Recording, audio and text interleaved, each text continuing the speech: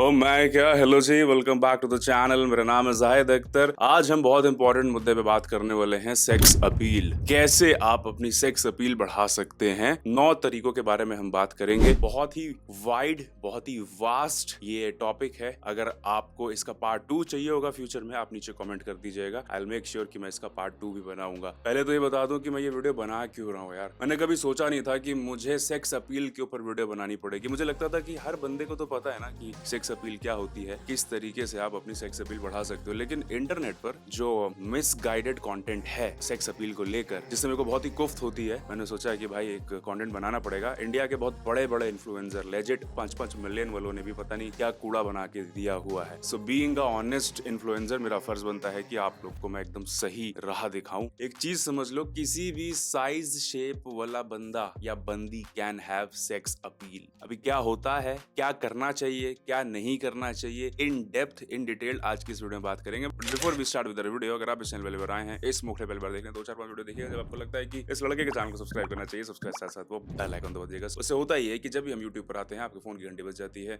टिंग टिंग टिंग टिंग टिंग टिंग टिंग टिंग टिंग टिंग टिंग टिंग।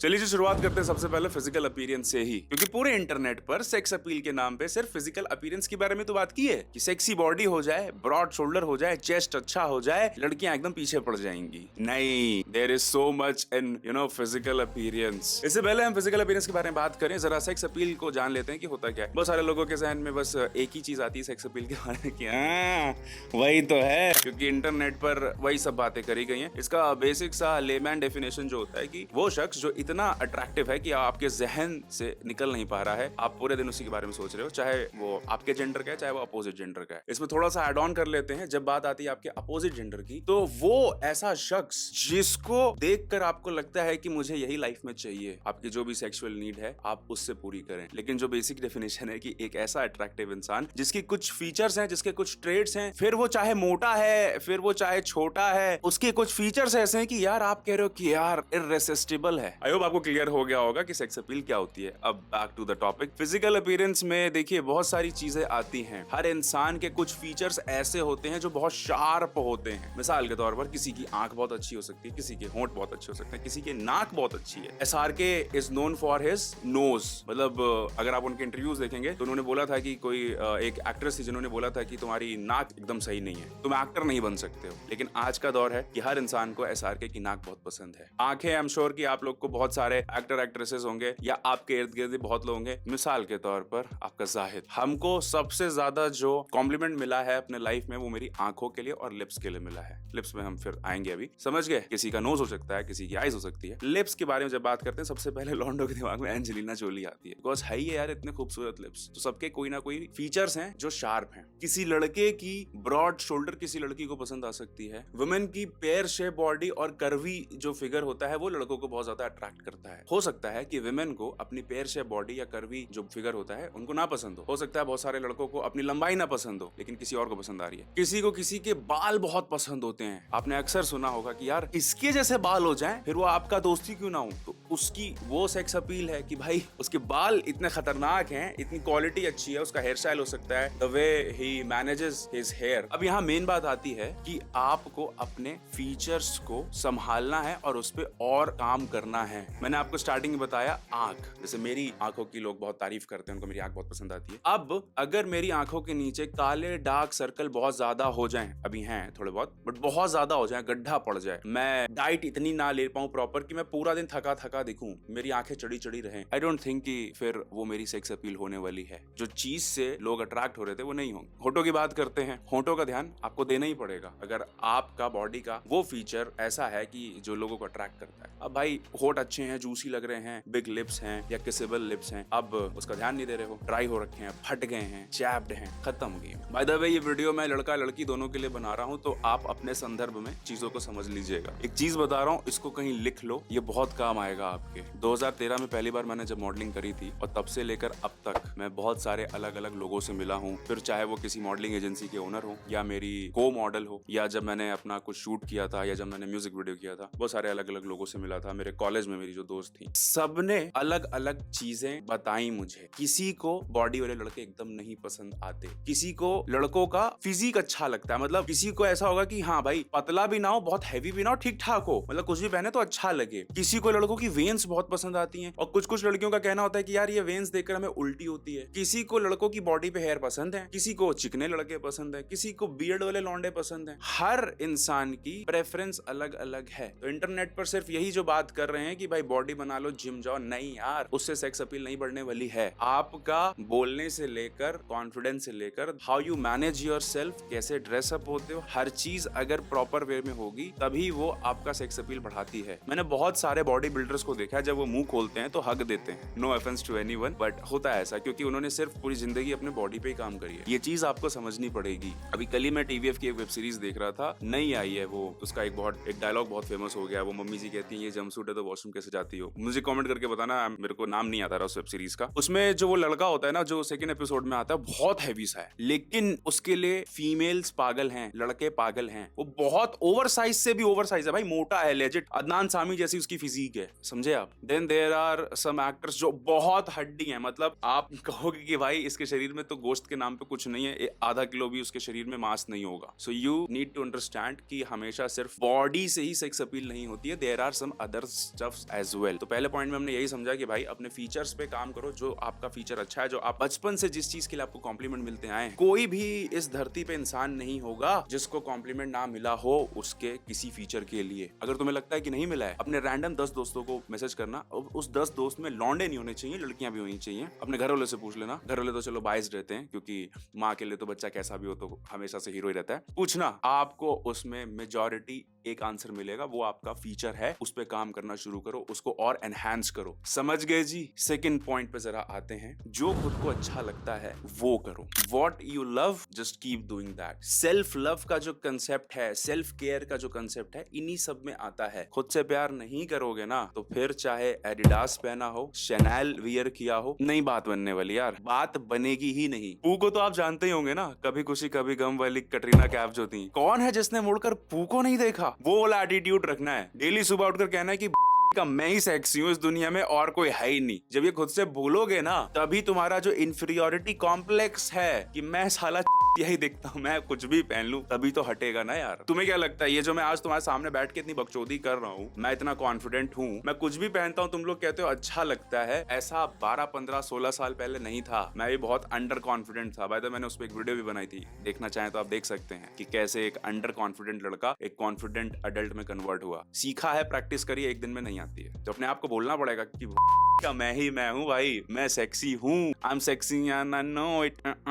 समझ रहे, वो गाना सुना आपने। बस जो अच्छा लगता है वो पहनो। इतनी फैशन वीडियोस बनाता हूँ, ट्रेंड्स के बारे में बताता हूँ, फॉलो करो उसको, एक्सपेरिमेंट करो यार, यही उम्र है, कर ले मिस्टेक, नहीं तो बाद में फिर कहोगे कि काश मैंने कर लिया होता। Next is you guys need to take care of your body. अपने ग्रूमिंग पर आपको बहुत ज्यादा ध्यान देना है। कान पर यहाँ से बाल निकल रहे हैं, नाक से बाल निकल रहे हैं, उसको ट्रिम करो, काटो भाई। दाढ़ी बहुत अच्छी आती है लेकिन अच्छे से ट्रिम नहीं करवाया हुआ है। चीक्स पे वो बाल आ रहे हैं, बेबी हेयर आ रहे हैं। किसी से बात करते हो तो वो आपको बहाने बहाने में मिंट, सौंफ यही सब खिला रहा होता है क्योंकि बदबू मुंह से बहुत आ रही है। अपने ओरल हाइजीन का आपको ध्यान रखना है। ये दोनों पे काम कर लिया, फिर भी लोग नहीं आ रहे हैं पास में, तो भाई शरीर से बदबू आ रही है। मुझे लगता है मैं जब भी फ्रेग्रेंस के बारे में बात करता हूँ, मैं यही बोलता हूँ कि एक सिग्नेचर आपका फ्रेग्रेंस होना चाहिए। लड़कियों का जो ओल्फैक्टरी ग्लैंड होता है कंपेयर टू लड़के, वो बहुत ज्यादा उसकी इंटेंसिटी होती है। सूंघने की जो क्षमता होती है उनकी, जैसे डॉग्स होते हैं वो बहुत दूर से सूंघ लेते हैं स्मेल, ऐसी लड़कियों का होता है। एक अच्छा फ्रेग्रेंस, सिर्फ एक अच्छा fragrance can increase your sex appeal. वो जो डियोस के ऐड आते हैं ना परफ्यूम के टीवी में कि ये फुस फुस फुस मारा लड़कियां आ गई, ऐसा होता है। अभी नेक्स्ट वाला जरा ध्यान से सुनना भाई, मुझे लगता है मेरे को इस पे भी एक डिटेल वीडियो बनानी चाहिए। अगर आपको चाहिए तो नीचे कमेंट कर देना। मैं बात कर रहा हूँ, सिंप क्यों कर रहे हो यार, पड़ गए हो एक के पीछे। वो साला भाव नहीं दे रहा, उसने तुम्हें कुत्ता बना दिया, लेजिट कुत्ता कुत्ता, तुम्हारी सेल्फ रिस्पेक्ट की तुमने